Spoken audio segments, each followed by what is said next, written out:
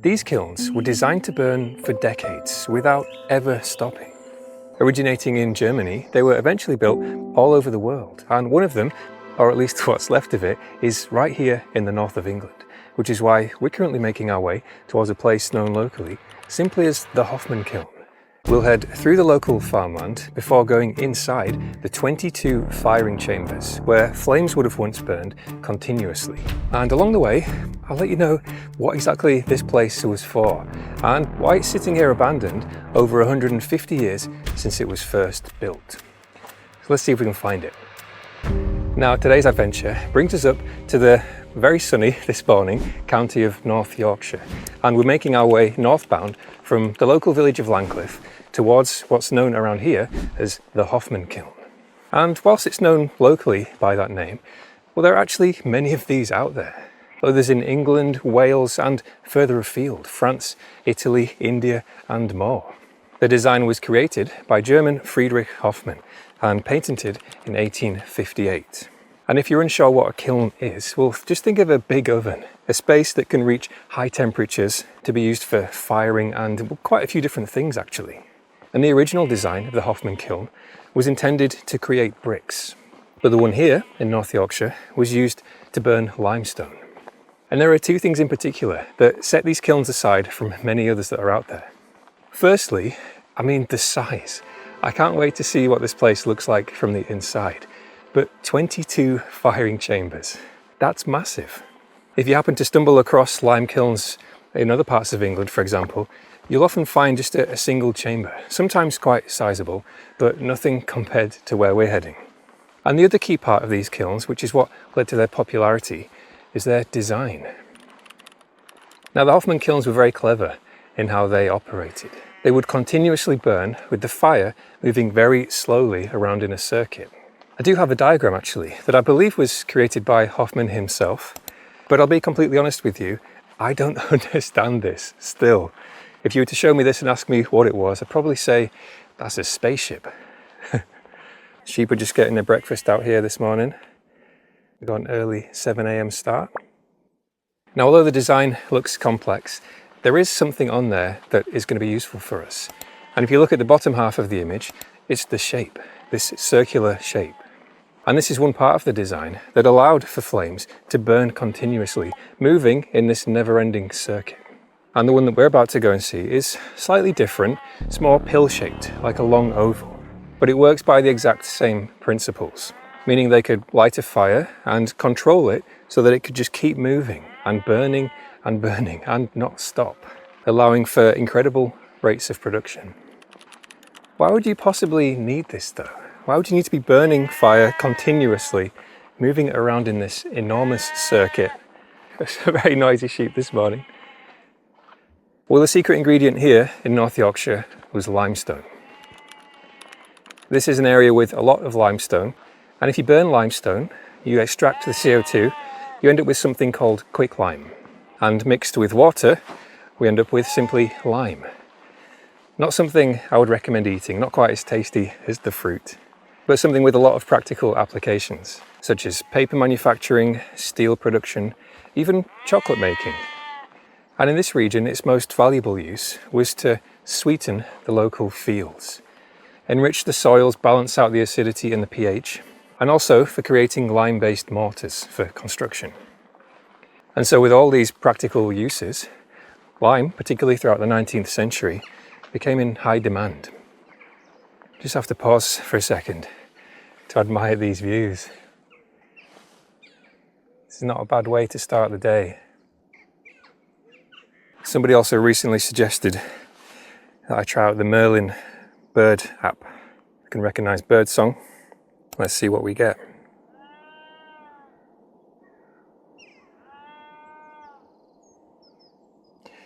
Ooh, we've got a few. Eurasian jackdaw, carrion crow, Eurasian wren, and Eurasian magpie. 4 at once. Now, it was this high demand for lime that resulted not just in the Hoffman Kiln being constructed, but I believe 4 other kilns pretty much right next to it. They're not quite as grand as the Hoffman Kiln, but they are here, and we'll probably have a look at them as well before we leave. So that gives us a bit of an idea of the what and the why, but I've got more questions about the how, particularly given the size of this thing and the fact that there were on record around 90 people employed to keep it burning around the clock. But to explain exactly how it worked, well, it's going to be easier for us to take a look at it up close. And we're not far off now, so let's see if we can find it.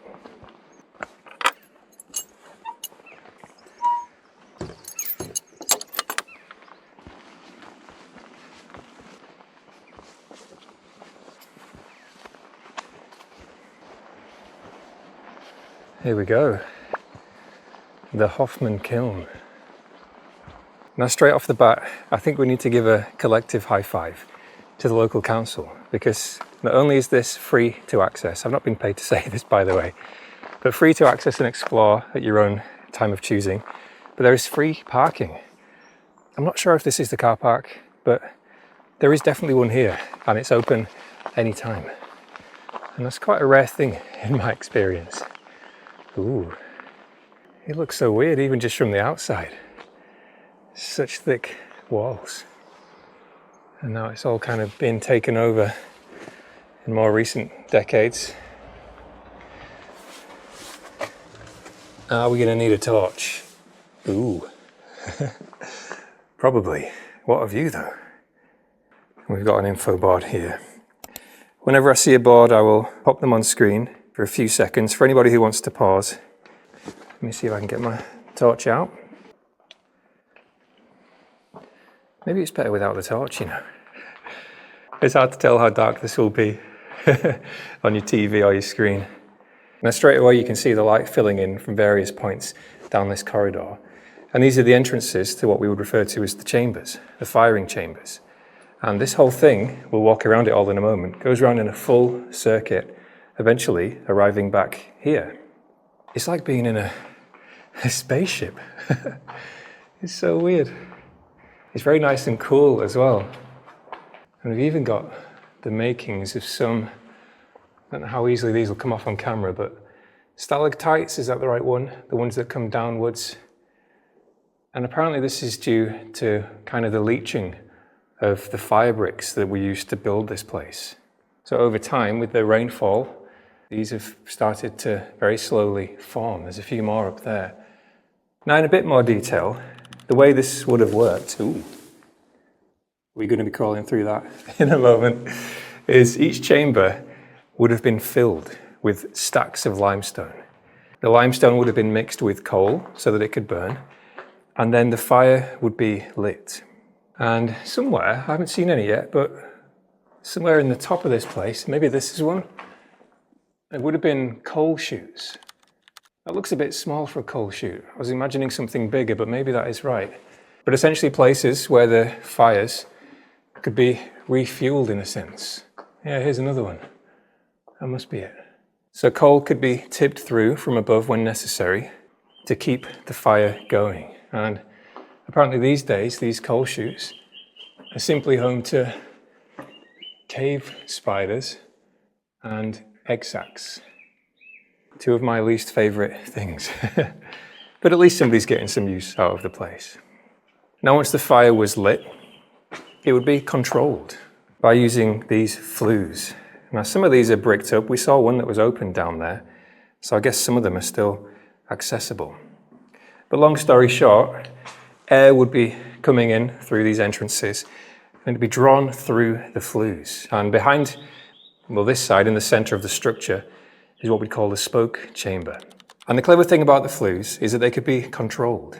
They were iron dampers that could be controlled from above the smoke chamber. I don't know if we'll be able to get in there, but we'll try. I'll see if I can show you. And it meant that the team working here could basically determine how fast and where the fire moved to. And the records that I found through Historic England said that this place would actually have two fires running at once. So two continuously burning fires rotating around the whole circuit. It was a slow process though. So when I talk about a moving fire, well, on average, it's said that for one fire to complete the entirety of this circuit, it would take around 6 weeks. So a very slow and steady process. Oh, we can see some forming. Pretty weird looking. In fact, this whole wall is covered.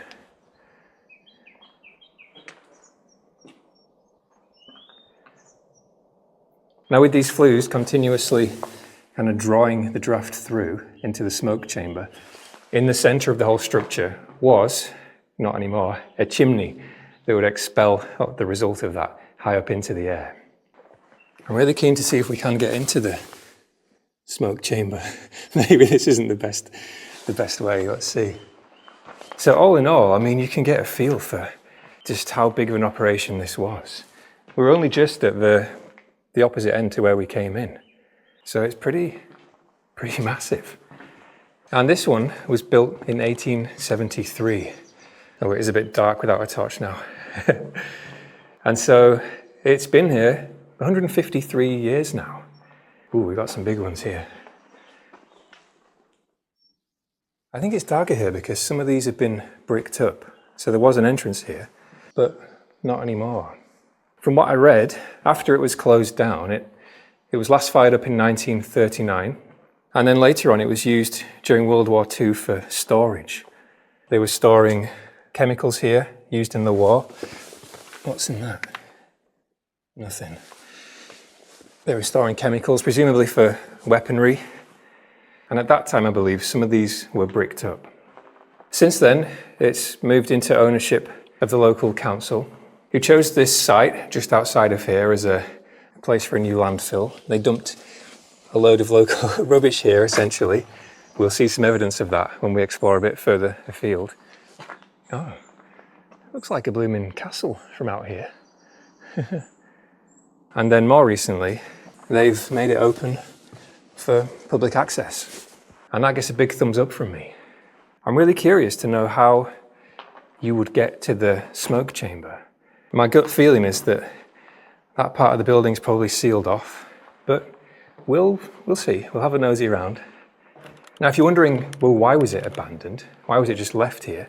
Well, over time, demand for lime dropped and there was more and more competition popping up. Lime-based mortars were no longer in demand like they once were due to new variants available, and so business eventually closed. The chimney that I mentioned was once here, was scheduled to be knocked down, but suspiciously, the day before that was due to happen, it quote-unquote collapsed all by itself. And I don't want to start a new conspiracy theory, but is all I'll say. And that brings us, what's that? To the end. I actually don't know what that is. We've got the entryways here, the flues, where are they? Somewhere dotted around on the outside of the smoke chamber. But then what are these for? Mystery. Now what I would recommend is have a look around you. I don't know what country you're watching from, but there might be some kilns like this, either in your country or maybe even nearby to you. When I was looking for today's location, I did find another one in England, a bit further down south in Derbyshire. It's not in the same kind of condition as this one, nowhere near. Definitely not safe to explore. And this one is said to be the best preserved Hoffman Kiln in the country. I'm really keen to see if we can get up there. Now, although the Hoffman Kiln is today's main destination, as I mentioned, there are some other kilns very nearby in this local area. So before we leave, for anyone who fancies a bonus adventure, well, let's go see if we can find them.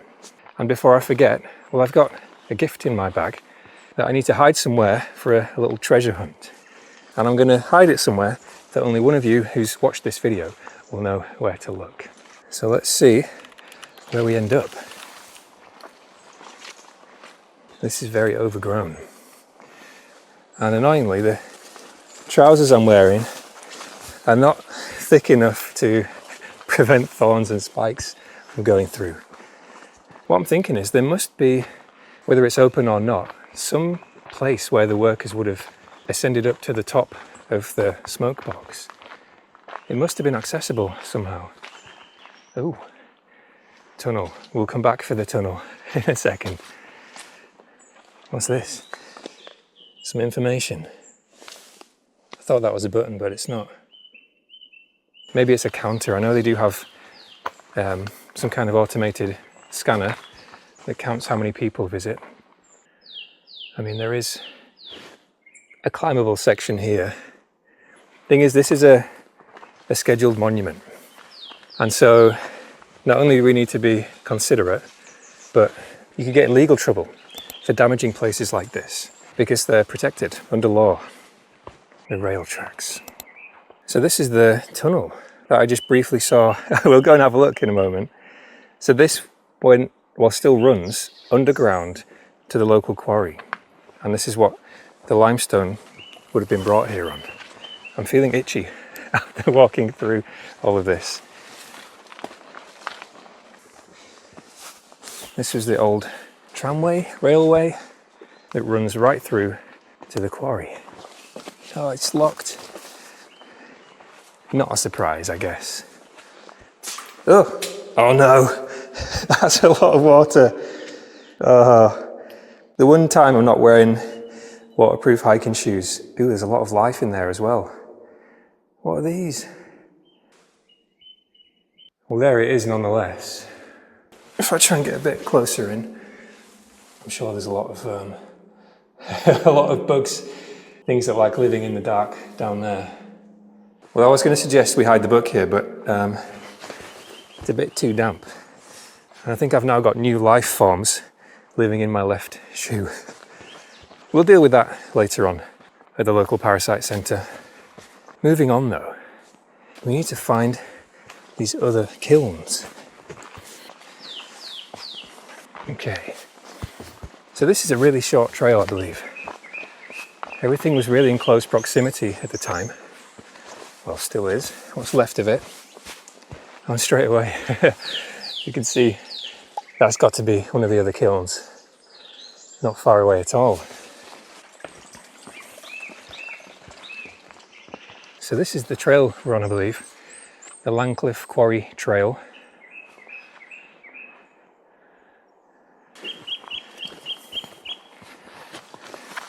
Doesn't feel like it's been explored for a while, some of these sections of the path. Not quite sure what we're going to find here. All I can hear is buzzing insects. Okay, that is quite big actually. Quite sizable. The triple draw kilns. So this had 3 separate kiln bowls, tongue twister, all within one single structure. Do you reckon that spider was true to size? Or was that zoomed in? Either way, I'm going to be keeping an eye out. Oh no! Well, there's not too much to see, to be fair. So, very different. Again, just like a huge oven. And there's an archway at the back. Can't quite tell whether that was used for dropping in coal, or that would have been the flue, I suppose, where the fumes would have been expelled from. Still pretty solid size. And if you're wondering why there's so many kilns here in such a small space, well, this is part of the answer. The railway so close by, and the quarry, the availability of the limestone. Ooh, I've got wish one massive fly is following me. Now this does look like spider territory, doesn't it?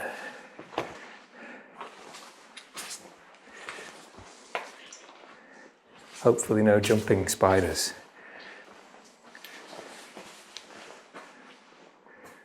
So we can sort of see, oh right, it's even like some metal up here. Oh, no, it's not, is it? Yeah, with some slate and then a bunch of brickwork. A little bit damp for a book hiding spot, I think. But there are 2 other kilns on this short loop that may prove more suitable. Oh, cobwebs.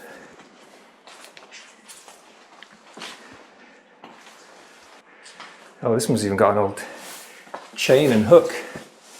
There's still a fair bit of water dripping through here. This one looks kind of different to the one we just looked at. It doesn't have the same kind of slate panels. Might make a bit more sense when we get to the top.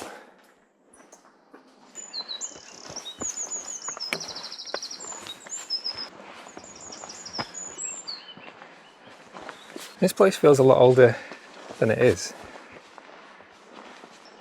Late 1800s for these, I believe.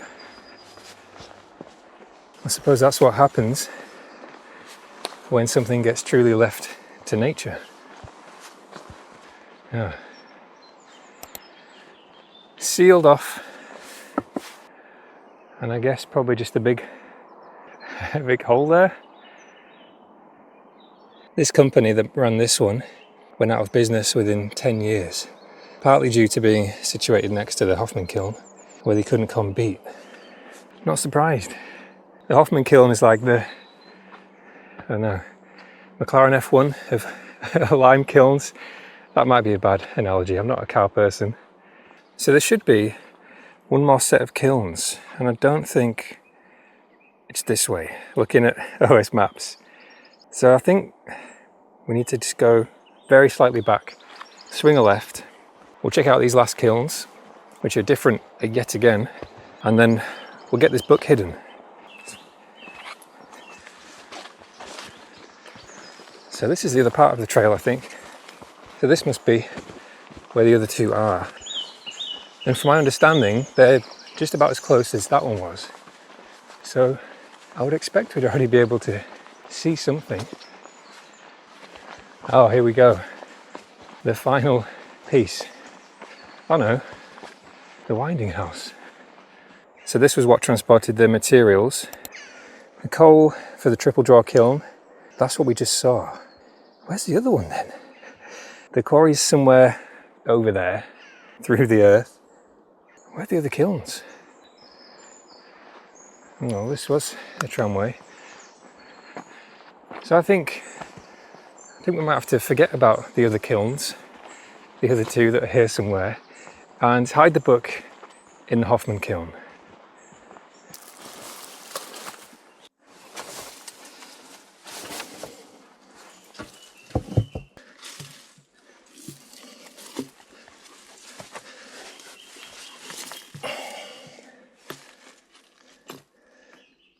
Needs another stone.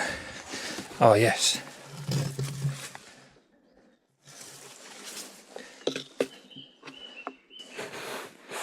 Okay. Come on, that's a good hiding spot.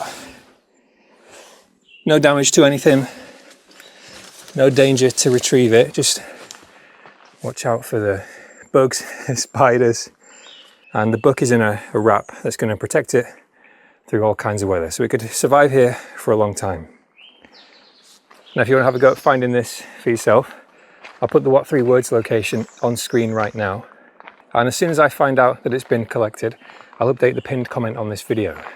So if you can't see anything in there right now, it might mean that it's still available. Let us know, either drop a comment here or send me a DM and I can let everybody else know.